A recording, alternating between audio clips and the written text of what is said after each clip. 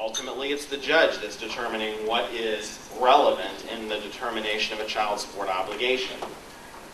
The all relevant factors, some examples would be the employability of the parents, not just what a parent might or what a parent is earning in employment, but what they might be earning, whether you're the recipient of child support or the payor.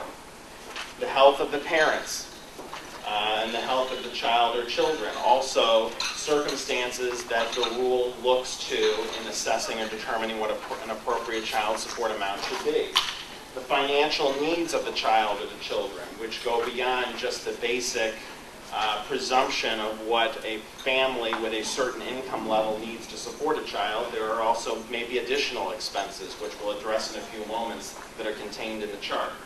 The financial needs of the parents and the discretionary authority of the court.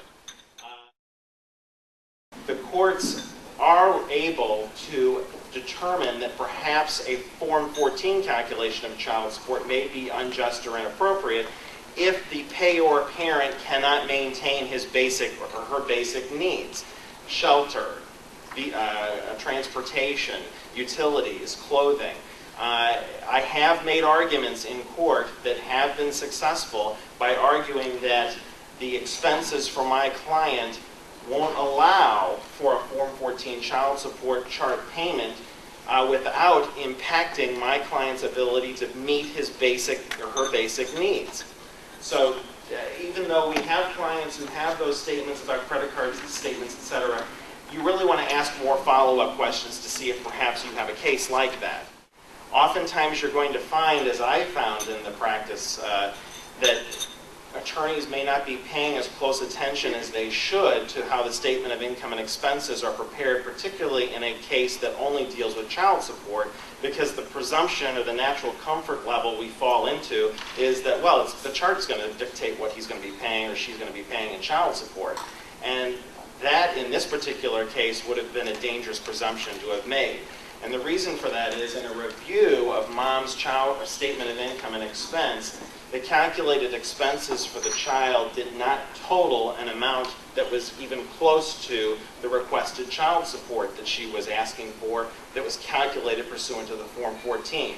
So the case that we tried essentially focused, the strategy of it, that is, focused on mom's statement of income and expense and going through each and every item of expense mom swore to in her affidavit with the statement of income and expense that she says belonged to her son.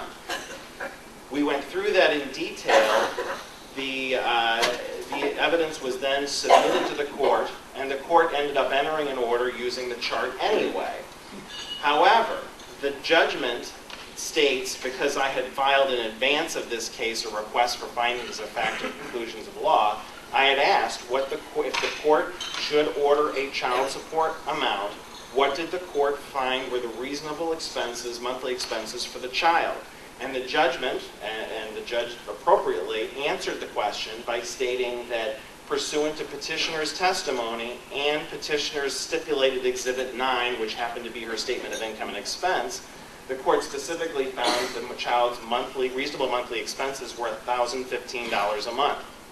But 2 pages into the judgment at the end, the judge orders Form 14 child support chart at $1,500 a month. So what we've got here is a judicial finding of the reasonable expenses of the child being $1,015 and a child support amount that exceeds the reasonable needs by almost 50%. Now, taking that, I took that back on a post-trial motion, did not win, had to then appeal the case. The appellate court reversed it. And the appellate court reversed it on the grounds that they found that we had met, since we were the movement trying to show the court that the Form 14 was not the appropriate calculation for child support for this child, that the court felt that we had in fact rebutted the presumption and we had met our burden, and that evidence of need less than the presumed amount will rebut the Form 14. And this is just a quote from the actual case from the Court of Appeals. The Court of Appeals sent it back on remand to the trial court to explain are to either adjust the child support amount or explain why the court found the Form 14 support amount to be more appropriate in light of the stipulated reasonable monthly expenses. The court ended up modifying the child support to the reasonable monthly expense amount. Probably not the best way to have done that, but a victory for my client nonetheless, and an opportunity to, in future cases, in my mind, pursue the challenge of those reasonable monthly expenses. Now, the child support chart, you've got copies in your materials in the back. It's broken down essentially into three sections. The first section is the income section. The second section is the expense section. And the third section is the actual calculation of the obligation. It is imperative that a court has to calculate child support pursuant to the Form 14 before it makes any decisions on whether it's just or unjust. So that has to be done regardless. The monthly gross income section of the chart starts out with, just as it states, what is each party's monthly gross income. And these are a list of various items that are included. Again, this magical language we lawyers use that here's what we include, but hey, there may be more and we just can't have them all listed. So we have a number of different areas of income that get included in income when calculating child support. Of the list, some interesting ones, for example, retained earnings. That's an issue that comes up in closely held businesses or self-employed individuals who may have earnings retained by their business. That can be recaptured in the child support calculation as income to the party. So there are things in here that are not quite as obvious as looking at that 1099 or that W-2. So in calculating that monthly gross income, you may have a spouse who is unemployed or underemployed. The court in the state of Missouri has the ability to impute a number of income to either the payor and or the payee. And it's typically imputed in cases where a spouse is deliberately limiting his or her work to reduce income, either by way of voluntary unemployment or underemployment, or involuntary unemployment with no reasonable efforts to secure alternate comparable employment. Now, in those very typical common scenarios, the court can impute income, but they need evidence. They can't just pick a number out of the air. They need evidence to rely on to determine what that number will be.